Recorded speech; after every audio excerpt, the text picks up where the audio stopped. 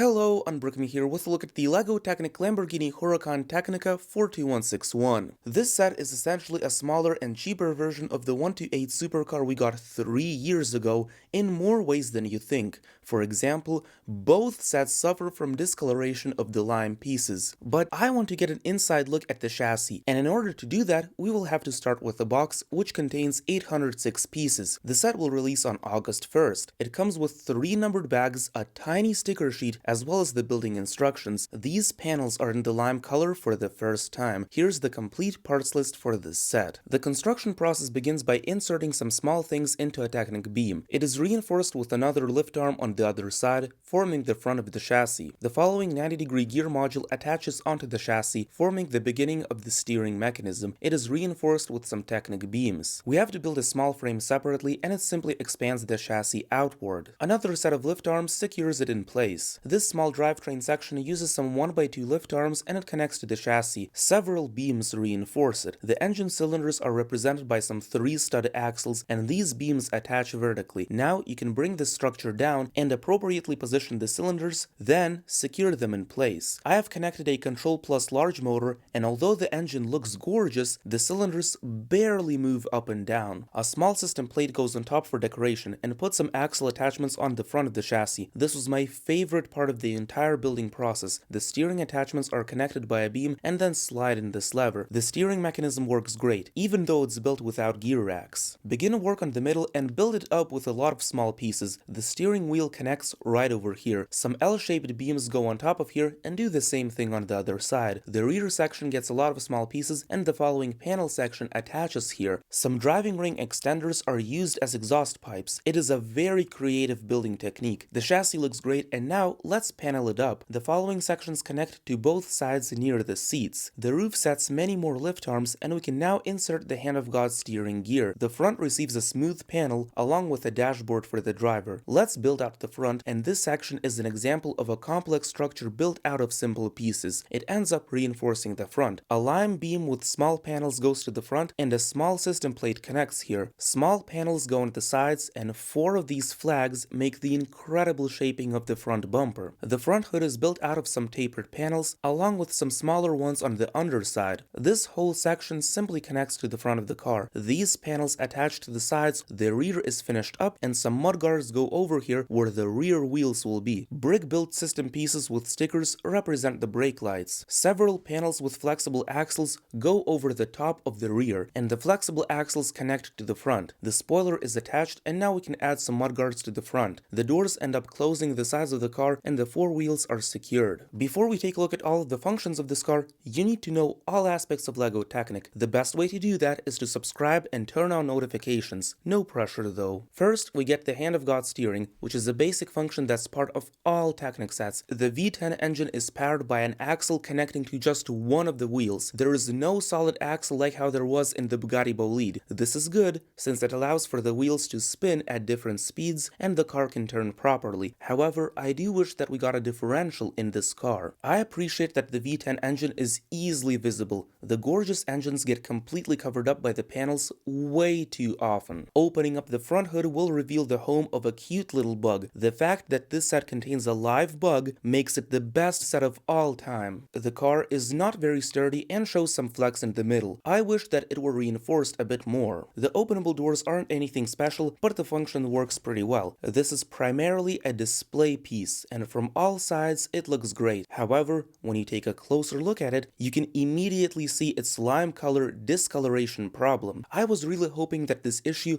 would not exist by now. These lime pins are the main cause of the problem. Their lime is completely different from the lime of the panels. I think that the lime color should be avoided when building your own creations, at least for right now. Besides that, I think this is a great little car, especially for its price of $50. Will you be buying this car on August 1st? Please let me know in the comments. This is your Unbreak Me here, and I'll see you in the next one.